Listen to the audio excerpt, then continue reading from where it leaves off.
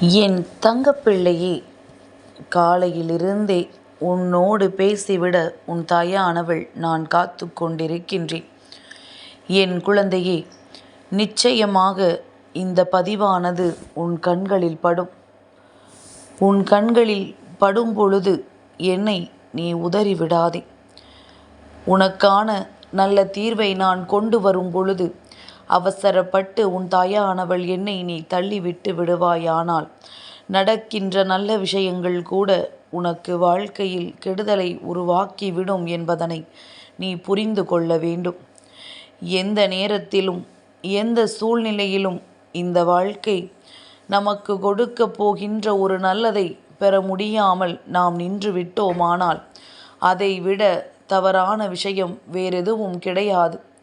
இங்கு எதுவும் கிடைக்காமல் நாம் காத்திருந்தது போக இப்பொழுது கிடைக்கும் பொழுது அதை பெறாமல் இருப்பது அதை விட மிக பெரிய தவறு என்று அம்மா சொல்கின்றேன். எந்த சூழ்நிலையிலும் நமக்கான நன்மைகளை நாம் பெற்றுக்கொள்ள வேண்டும் என்கின்ற வைராக்கியம் எப்பொழுதுமே உனக்குள் இருக்க வேண்டும்.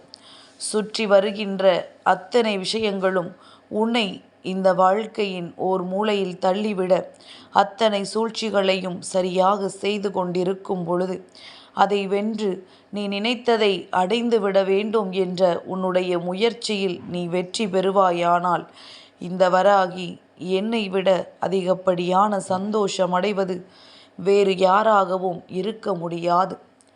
அப்பேற்பட்ட உன்னுடைய சந்தோஷத்தை உன் கைகளில் ஒப்படைக்க உன் அம்மா நான் வந்திருக்கின்றேன் என்பதனை முதலில் புரிந்து கொள். எந்த ஒரு செயலையுமே செய்ய தொடங்குவதற்கு முன்பாக எதற்காக நடக்கின்றது, யாரால் நடக்கின்றது என்பதனை பற்றிய ஒரு சிறு புரிதல் உனக்குள் இருக்க வேண்டும். எத்தனையோ முறை ஒரு விஷயத்தை உனக்கு காயப்படுத்துவதற்கென்றே செய்தவர்கள் மீண்டும் மீண்டும் அதையே செய்கிறார்கள் என்றால் அதை நீ ஒருபோதும் கணக்கில் எடுத்துக்கொள்ளக்கூடாது. ஏனென்றால் இவர்களின் குணம் இவ்வளவுதான், இவர்களின் எண்ணங்கள் இவ்வளவுதான் என்று புரிந்து கொண்டு நீ கடந்து சென்று கொண்டே இருக்க வேண்டும். நல்ல வேளை நாம் தப்பித்து கொண்டோம் என்று சொல்கின்ற நிலையில் எப்பொழுதும் இருக்காதே. நானாகத்தான் என்னை காப்பாற்றி கொண்டேன் என்று சொல்கின்ற நிலைக்கு நீ வர வேண்டும். அம்மா சொல்வது உனக்கு புரியும் என நம்புகின்றேன். நான் சொல்வது வேண்டும் என்றே இருக்கின்ற வாழ்க்கையில் உனக்கு வேண்டும் என்றே கஷ்டங்களை கொடுக்கின்ற இந்த சூழ்ச்சிகளுக்குள் ஒரு நாளும் நீ சிக்கிவிடக்கூடாது என்பதுதான். எல்லாவற்றையும் கடந்த வாழ்க்கையை நீ வாழ்ந்து விட வேண்டும் என்பதைத்தான். உன் மனதில் காயங்களை உருவாக்க நினைத்தால் அதையெல்லாம் கண்டுகொள்ளாமல் நீ விலகிச் சென்று விட வேண்டும் என்பது தான்.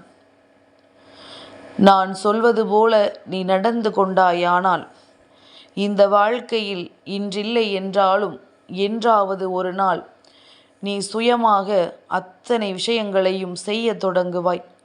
யாரிடத்திலும் எந்த ஒரு உதவியையும் கேட்க வேண்டிய நிலை உனக்கு நிச்சயமாக வராது. அப்படியே ஒரு நிலை வந்தாலும் கூட அது காரணத்தை உன் கூட கொண்டு வந்து உனக்கானதை பெற்று கொடுக்கும் என்பதிலும் எந்த ஒரு மாற்று கருத்தும் இருக்காது. நாம் நினைப்பது போல நம் வாழ்க்கை மாற வேண்டும் என்று எண்ணுகிறோம். ஆனால் அதே நேரத்தில் அதில் யாருக்கும் எந்த விதமான சோதனைகளும் வரக்கூடாது என்பதிலும் கவனமாக இருக்க வேண்டும். இத்தனை நாளும் நடந்து முடிந்த விஷயங்களை எல்லாம் எண்ணி இனிமேல் நினைத்து வருத்தப்படுவதில் எந்த பலனும் இல்லை. இனிமேல் என்ன செய்ய போகிறாய், இனி உன் வாழ்க்கை இதை நோக்கி சென்று கொண்டிருக்கிறது என்பதில் மட்டும் உன் கவனம் இருக்கட்டும். முழுமையான மகிழ்ச்சியை உன்னால் பெற முடியும் என்ற நிலை உன் வாழ்க்கையில் வரப்போகிறது என்று உன் அம்மா சொல்கின்றேன். என் குழந்தையே, ஏறக்குறைய பல நாட்களாகவே நீ சில விஷயங்களை எண்ணி எண்ணி மனநோய் வந்தது போல மாறிவிட்டாய். இல்லை என்று உன்னால் சொல்ல முடியாது. ஏனென்றால் ஒரே விஷயத்தை மீண்டும் மீண்டும் சிந்திக்கும் பொழுதோ நாம் நினைத்தது அடையும் வரை நாம் போராடும் பொழுதோ நிச்சயமாக உன்னுடைய மனது அதிலிருந்து வெளிவர முடியாமல் அதற்குள்ளேயே தவித்து கொண்டிருக்கின்றது. இத்தனைக்கும் என்ன காரணம் என்று சிந்தித்தோமானால் உண்மையில் இது ஒரு விஷயமே கிடையாது. வேண்டும் என்றே உன்னுடைய மனதிற்குள் ஒரு சிலர் இதுதான் முக்கியம் என்று புகுத்தியதன் விளைவுதான் இன்று நீ அனுபவிக்கின்ற துன்பம். எதனை முதலில் நீ புரிந்து கொள். அடுத்தவர்களின் வார்த்தைகளுக்கு முக்கியத்துவம் கொடுத்தோமானால் இப்படித்தான் வந்து சேரும். அவர்கள் என்ன சொல்கிறார்கள், ஏது சொல்கிறார்கள் என்பதை பொறுத்து மட்டும்தான் அவர்களுக்கான முன்னுரிமையை நீ வழங்க வேண்டும். எதையாவது சொல்வார்கள், அதை நம் வாழ்க்கையாக மாற்ற வேண்டும் என்றால் அதுவெல்லாம் ஒருபோதும் நடக்காத காரியம் என்பதனை முதலில் நீ புரிந்து கொள். என் தங்கமே, எந்த சூழ்நிலையிலும் மனதில் பட்டதை வெளிப்படையாக பேச தெரியாதவன் காலம் முழுவதும் யாருக்கும் உண்மையாக இருக்க முடியாது. உன்னையே நீ உனக்கு உதாரணமாக எடுத்துக்கொள். எத்தனை விஷயங்களை மனதில் பட்டதை உள்ளபடி நீ பேசிக்கொண்டிருக்கிறாய் என்று. உள்ளதை அப்படியே சொல்லி பழகிவிட்டாயானால் உன்னுடைய மனதில் எந்த ஒரு பாரமும் இருக்காது. உன் மனது அதிகப்படியான பாரத்தை தூக்கி சுமப்பதனால்தான் இங்கு எந்த ஒரு விஷயத்திலும் சட்டென்று உன்னால் எந்த ஒரு செயலையும் செய்ய முடியவில்லை. நீயாக எல்லாவற்றையும் வெளிப்படையாகவும் மற்றவர்கள் மீது உனக்கு இருக்கின்ற கருத்தை தெளிவாகவும் ஒரு முறை வைத்துப்பார்.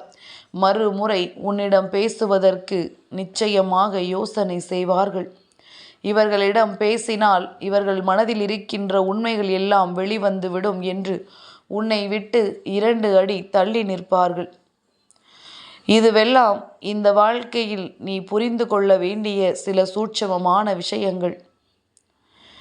எப்பொழுதும் என்ன நடந்தாலும் உனக்கு அது தவறே என்று தெரிந்தாலும் எந்த ஒரு கேள்வியும் கேட்காமல் நீ இருப்பாயானால் இனிமேலும் இதற்கு மேலும் என்ன வேண்டுமானாலும் செய்யலாம் என்கின்ற நிலைக்கு அவர்கள் வந்து விடுவார்கள்.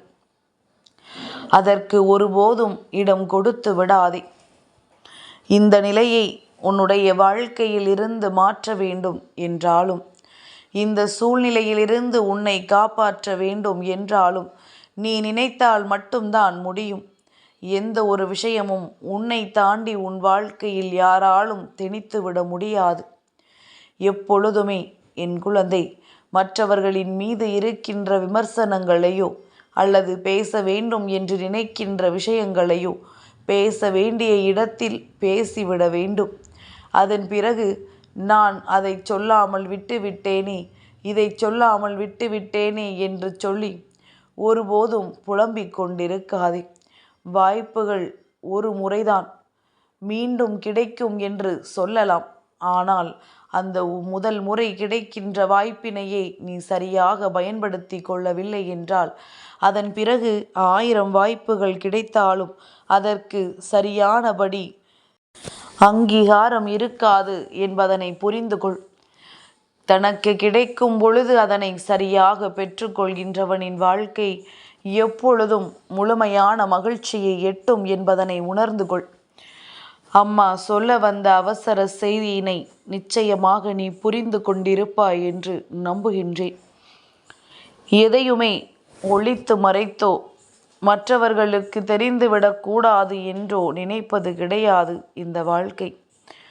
மனதில் பட்டதையெல்லாம் பேசிவிடவும் முடியாது. மனதில் பட்டது நியாயம் எனும் பொழுது அதை பேசாமல் இருந்துவிடக்கூடாது என்றுதான் உன் அம்மா சொல்கின்றேன். அதன் பிறகு மீண்டும் அதே இடம் கிடைக்குமா என்று கேட்டால் அது கேள்விக்குறியான ஒரு விஷயம்.